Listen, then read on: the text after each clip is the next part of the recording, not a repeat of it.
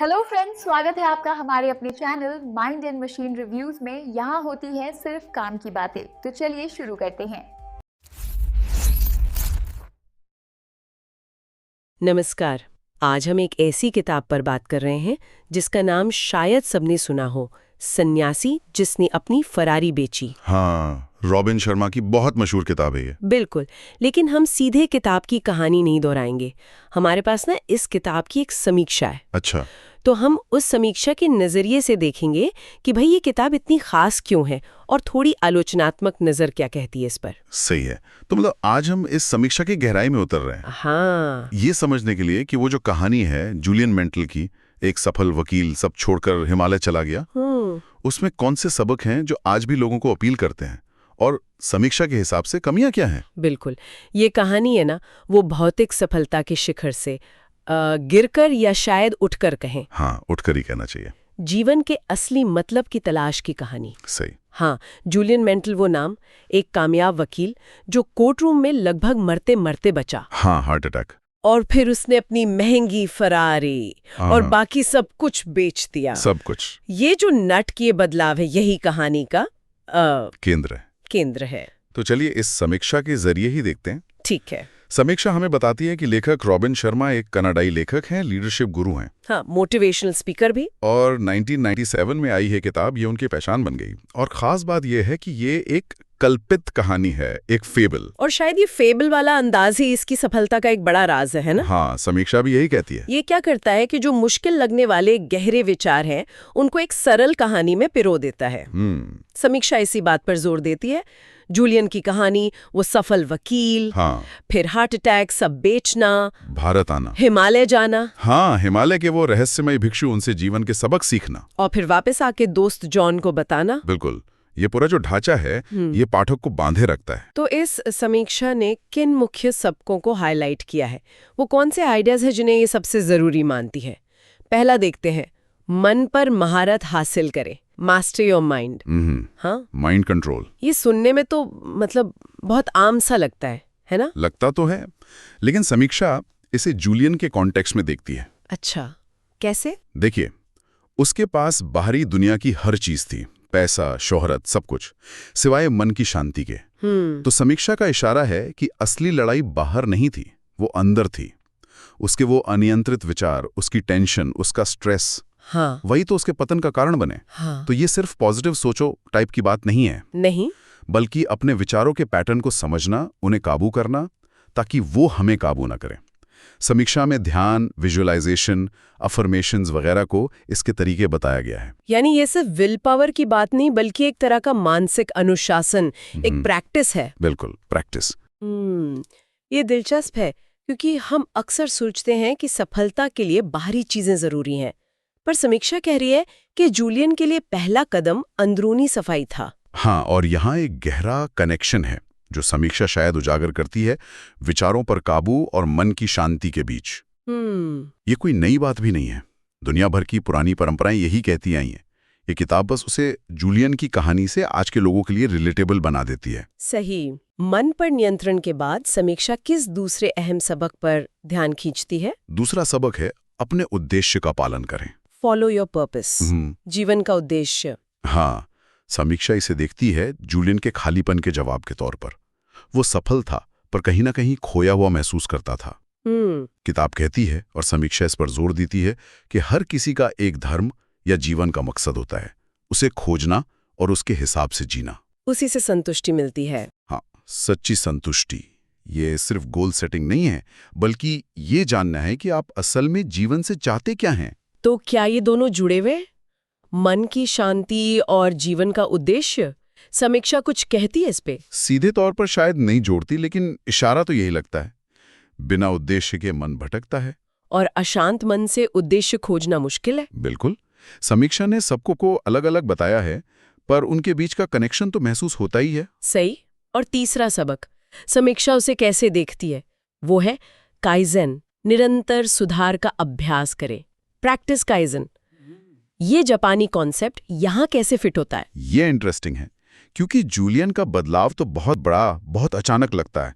फिरारी बेच दी, हिमालय चला गया। हाँ, एकदम ड्रामेटिक। लेकिन समीक्षा इस काइजन वाले सबक को शायद रोजमर्रा की जिंदगी से जोड़ती है। किताब का कहना है कि रोज किए गए छोटे छोटे लगातार सुधार ही लंबे समय में बड़ा असर दिखाते हैं। हाँ, बड़े नतीजे देते हैं। समीक्षा बताती है कि ये हमें अपने कंफर्ट जोन से धीरे धीरे बाहर निकलने को कहता है। ये मैराथन की तरह है, 100 मीटर की रेस नहीं। तो ये उस सोच को चैलेंज करता है कि बड़े बदलाव के लिए हमेशा बड़े नाटकीय कदम ही चाहिए। हाँ, कि रोज 10 मिनट ध्यान करना या रोज एक पेज पढ़ना भी काइजन है और वो मायने रखता है। बिल्कुल। समीक्षा शायद इसी प्रैक्टिकल पहलू को रेखांकित करती है। काइजन सिर्फ मंजिल के बारे में नहीं है, बल्कि उस सफर को लगातार बेहतर बनाने के बारे में। यह हमें रोकने से बचाता है, ठहराव से, चाहे वो पर्सनल लाइफ हो या प्रोफेशनल। एक निरंतर विकास वाली सोच है ये। ठीक है, इसके बाद आते हैं अनुशासन और समय प्रबंधन। चौथा सबक, अनुशासन में जिएं, लिव विद डिसिप्लिन। और पांचवा, अपने समय का सम्मान करें, रिस्पेक्ट योर टाइम। समीक्षा इन्हें कैसे जोड़ती है? समीक्षा इन्हें शायद एक ही सिक्के के दो पहलू की तरह देखती है। अच्छा। अनुशासन का मतलब यहाँ कोई सख्ती नहीं, बल्कि सेल्फ कंट्रोल और इरादे से जीना है, अपनी प्राथमिकताएं तय करना और उन पर टिके रहना। हाँ, और समय का सम्मान इसी अनुशासन का नतीजा है। किताब कहती है, और समीक्षा इसे बहुत जरूरी मानती है, कि समय हमारी सबसे कीमती नॉन रिन्यूएबल संपत्ति। बिल्कुल, इसे फालतू चीजों में बर्बाद ना करें। और इसमें ना कहना सीखना भी शामिल है, जैसा समीक्षा बताती है। हाँ, ये बहुत जरूरी है। उन चीजों को मना करना जो हमारे उद्देश्य या हमारी प्राथमिकताओं से मेल नहीं खाते। बिल्कुल। अनुशासन और टाइम मैनेजमेंट का मतलब सिर्फ हाँ कहना नहीं है, बल्कि सही चीजों को हाँ और बाकी सबको ना कहना है। समीक्षा के अनुसार ये दोनों सिद्धांत किसी भी बड़े लक्ष्य को पाने की नींव हैं, चाहे वो आध्यात्मिक हो या दुनियावी। सही बात है, इनके बिना तो बड़े सपने बस ख्वाब ही रह जाएंगे। हाँ, ये हमारी इच्छा शक्ति को मजबूत करते हैं। तो हमने मन, उद्देश्य, निरंतर सुधार, अनुशासन और समय की बात की। ये सब काफी हद तक सेल्फ सेंटर्ड लगते हैं। हाँ, आत्म सुधार पर फोकस है। क्या समीक्षा बाहरी दुनिया या दूसरों के साथ रिश्ते पर भी कोई रोशनी डालती है? हाँ, बिल्कुल डालती है। यहीं पर छठा सबक आता है, निस्वार्थ भाव से दूसरों की सेवा करें। Serve others selflessly. हाँ। अच्छा, सेवा? समीक्षा इसे जूलियन के बदलाव का एक बहुत महत्वपूर्ण हिस्सा मानती है। पहले वो सिर्फ अपने लिए जीता था, लेकिन हिमालय के सबक उसे सिखाते हैं कि असली खुशी दूसरों की मदद करने से, उनके जीवन में कुछ अच्छा करने से मिलती है। ये तो बहुत सी आध्यात्मिक परंपराओं में भी है। हाँ, समीक्षा बताती है कि किताब के अनुसार करुणा और दया वो पैसे दौलत से कहीं ज्यादा गहरी और टिकाऊ संतुष्टि देते हैं। ये दिलचस्प है। मतलब असली अमीरी शायद देने में है, पाने में नहीं। समीक्षा क्या इस आइडिया को मुख्य मानती है? समीक्षा इसे उन मुख्य संदेशों में से एक मानती है जो भौतिकवाद पर सवाल उठाते हैं। ये बाहरी सफलता जो जूलियन की पुरानी जिंदगी थी और आंतरिक संतुष्टि जो उसके नए सबक थे, उसके बीच के फर्क को जागर करता है। सही है। दूसरों की सेवा करना उस खालीपन को भरता है जो अक्सर सिर्फ अपने लिए जीने से पैदा होता है। और फिर आता है सातवां और आखिरी सबक, वर्तमान को अपनाएं, एम्ब्रेस द प्रेजेंट। हाँ, लिव इन द मोमेंट। अतीत का बोझ और भविष्य की चिंता छोड़कर इस पल में जीना। समीक्षा इस पर क्या कहती है? समीक्षा इसे स्थायी खुशी की चाबी बताती है। इसमें दो चीजें खास हैं। एक तो कृतज्ञता, ग्रैटिट्यूड, शुक्रगुजार होना। हाँ, जो हमारे पास है उसके लिए शुक्रगुजार होना। और दूसरी है सचेतनता, माइंडफुलनेस। वर्तमान में जागरूक रहना। हाँ, यानी प्रेजेंट मोमेंट में पूरी तरह मौजूद रहना, बिना किसी भटकाव के। समीक्षा के अनुसार किताब कहती है कि हमारा जीवन इन्हीं पलों से बनता है, और अगर हम इन पलों को जीना सीख ले तो पूरा जीवन बदल सकता है। तो ये 7 सबक मिलकर जूलियन की पूरी यात्रा का सार है। मन पर काबू, उद्देश्य, रोज बेहतर बनना, अनुशासन, समय का सम्मान, सेवा और वर्तमान में जीना। समीक्षा इन सबको किताब की मुख्य देन मानती है। हाँ, एसेंस यही है। अब बात करते हैं कि समीक्षा के हिसाब से इस किताब की असल ताकत क्या है। वो क्या चीज है जो इसे खास बनाती है? समीक्षा 3 मुख्य ताकतों का जिक्र करती है।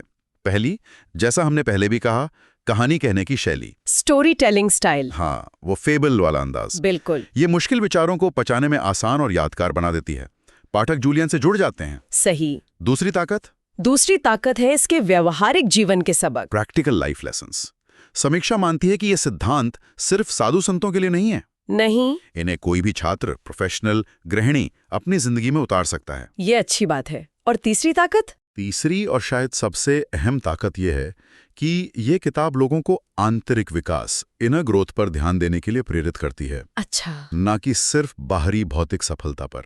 ये सफलता की परिभाषा को बड़ा करती है, उसे सिर्फ पैसे और पद तक सीमित नहीं रखती। ये सवाल पूछती है, कामयाब होने के साथ साथ क्या आप खुश और संतुष्ट भी हैं? एग्जैक्टली, यही सवाल। ये तो हुई खूबियों की बात, लेकिन कोई भी समीक्षा संतुलित होती है।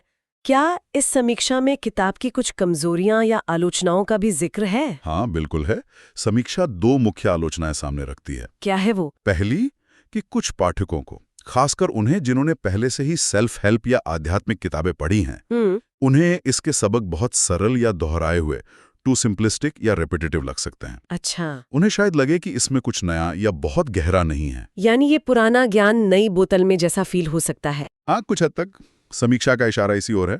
और दूसरी आलोचना यह है कि किताब कुछ जगहों पर थोड़ी आदर्शवादी लगती है। आइडियलिस्टिक मतलब जो रास्ते ये सुझाती हैं, जैसे एकदम से जीवन बदल देना या हर पल वर्तमान में जीना, वो असल जिंदगी में लागू करना शायद उतना आसान ना हो जितना किताब में लगता है। हाँ। इसमें जो मेहनत लगती है, जो चुनौतियां आती हैं, उन्हें शायद कम करके दिखाया गया है। ये एक जरूरी सवाल उठाता है, प्रेरणा और व्यावहारिकता के बीच के संतुलन का। बिल्कुल। क्या समीक्षा मानती है कि ये किताब प्रेरणा तो देती है, पर उसे जमीन पर उतारने का रास्ता कम बताती है? समीक्षा का टोन कुछ ऐसा ही सुझाव देता है। ये किताब एक बेहतरीन किक स्टार्टर या मोटिवेशन का सोर्स हो सकती है, लेकिन असल बदलाव के लिए पढ़ने वाले को खुद बहुत अनुशासन और लगातार कोशिश करनी होगी। ये कोई जादू की छड़ी नहीं है। सही है, एक नक्शा है जिस पर चलना खुद पड़ेगा। हाँ, दिशा दिखाने वाला नक्शा। तो इस सब का निचोड़ क्या है? समीक्षा के अनुसार ये किताब आखिर किस लिए है, किसे इसे पढ़ना चाहिए? समीक्षा का निष्कर्ष है कि ये किताब उन लोगों के लिए बहुत फायदेमंद हो सकती है जो अपनी मौजूदा जिंदगी में तनाव, असंतुष्टि या एक तरह के ठहराव, फंसे हुए महसूस कर रहे हैं। हाँ। ये उन्हें आत्मचिंतन और बदलाव की तरफ एक सौम्य धक्का, एक जेंटल पुश दे सकती है। मतलब ये सिर्फ ज्यादा पैसा कमाने या प्रमोशन पाने के नुस्खे नहीं है? नहीं, बिल्कुल नहीं। बल्कि एक ज्यादा संतुलित, बैलेंस्ड, सार्थक, मीनिंगफुल और उद्देश्यपूर्ण, पर्पसफुल जीवन जीने की राह दिखाती है। बिल्कुल। ये उन लोगों के लिए है जो सफलता के साथ साथ मन की शांति, खुशी और जीवन का गहरा अर्थ भी ढूंढ रहे हैं। ये उन बुनियादी सवालों से जूझने में मदद करती है जिन्हें हम रोज की भागदौड़ में अक्सर इग्नोर कर देते हैं कि मैं यहाँ क्यों हूँ, मेरी जिंदगी का मकसद क्या है, सच्ची खुशी कहाँ मिलेगी। तो कुल मिलाकर समीक्षा इस किताब को एक ऐसी कहानी के रूप में देखती है जो आध्यात्मिक ज्ञान को आसान बनाकर सफलता और खुशी के बीच बैलेंस बनाने का रास्ता सुझाती है। हाँ, यही सार है।